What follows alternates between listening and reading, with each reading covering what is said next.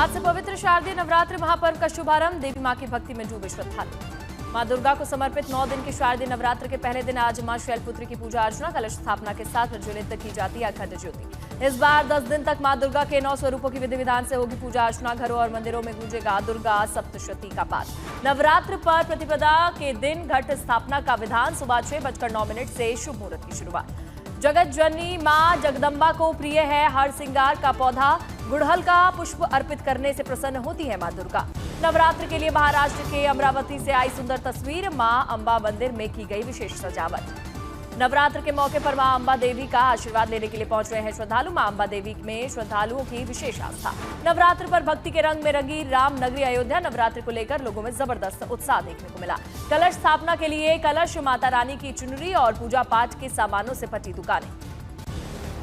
दिल्ली में शारदीय नवरात्र का पहला दिन। मां कालकाजी मंदिर में सुबह सुबह उमड़ी भक्तों की भारी भीड़। दिल्ली के छतरपुर में श्री आद्या कात्यायनी शक्तिपीठ मंदिर में दर्शन के लिए दिल्ली वासियों की लगी लंबी कतार। दिल्ली के झंडेवाला मंदिर में नवरात्र के पहले दिन सुबह की आरती की अद्भुत तस्वीरें आई सामने। जम्मू कश्मीर के कटरा में भी अर्धकुंवारी माता गुफा मंदिर में दिखा भक्तिमय दृश्य। मुंबई में मुंबा देवी मंदिर में ककड़ आरती की भव्य तस्वीरें आई सामने। नवरात्र के शुभारंभ के साथ ही आज से देश भर में लागू हुई जीएसटी की नई दरें। दूध, मक्खन से लेकर गाड़ियों तक के दाम आज से हुए कम। आज से खत्म हो गया 12% और 28% का जीएसटी स्लैब। आज से सिर्फ 5% और 18% का जीएसटी स्लैब। राष्ट्र के नाम संबोधन में जीएसटी की नई दरों पर बोले प्रधानमंत्री, त्योहारों के मौसम में मीठा होगा सबका।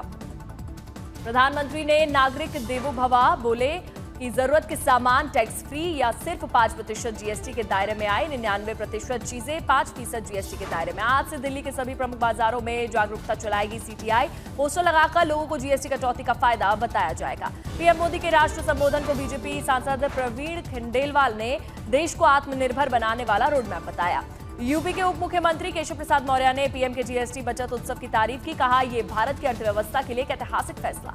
पीएम मोदी के जीएसटी बचत उत्सव पर कांग्रेस अध्यक्ष मल्लिकार्जुन खड़गे ने तंज कसते हुए बोला कि 900 चूहे खाकर बिल्ली हज को चली। कांग्रेस नेता जयराम रमेश ने भी पीएम मोदी के संबोधन पर बोला हमला। कहा, पीएम ने राष्ट्र को संबोधित करते हुए जीएसटी काउंसिल के सभी संशोधनों का पूरा श्रेय खुद को देने की कोशिश की। पीएम मोदी के जीएसटी रिफॉर्म्स के फायदों पर आम आदमी पार्टी सांसद संजय सिंह ने भी निशाना साधा। बोले, 8 साल लूटने के बाद अब जनता के खातों में उनका पैसा वापस करो। बीजेपी सांसद आज से बाजारों और दुकानों पर जीएसटी के नए स्लैब का करेंगे प्रचार। जेपी नड्डा दिल्ली के स्थानीय दुकानदारों के साथ जीएसटी बचत महोत्सव पर करेंगे चर्चा।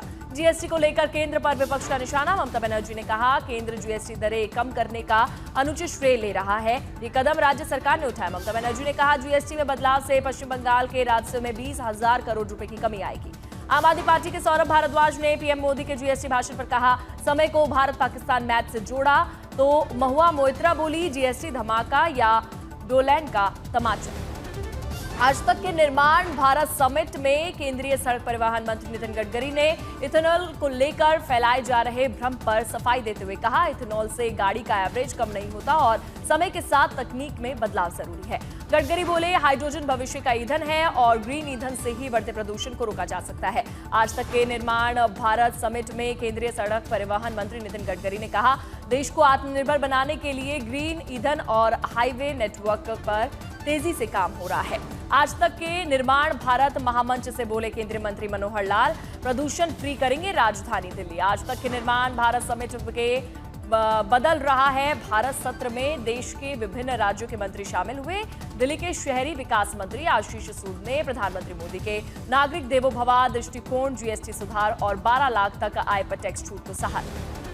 आज तक के निर्माण भारत में नोएडा के विकास पर फोकस। डॉक्टर लोकेश एम ने बताया, शहर की नई पहचान और योजनाएं। घर बैठे खरीदे घर प्रोग्राम में सिग्नेचर ग्लोबल के चीफ बिजनेस ऑफिसर अमित कायकर समेत रियल एस्टेट एक्सपर्ट्स ने डिजिटल घर खरीदी पर चर्चा की। गौर ग्रुप के सीएमडी मनोज गौर ने निर्माण भारत समिट में रियल एस्टेट सेक्टर में जीएसटी और इसके असर पर अपनी राय देते हुए दिल्ली एनसीआर का भविष्य और घर खरीदने वालों की बदलती प्राथमिकताओं का भी चर्चा करते नजर आए।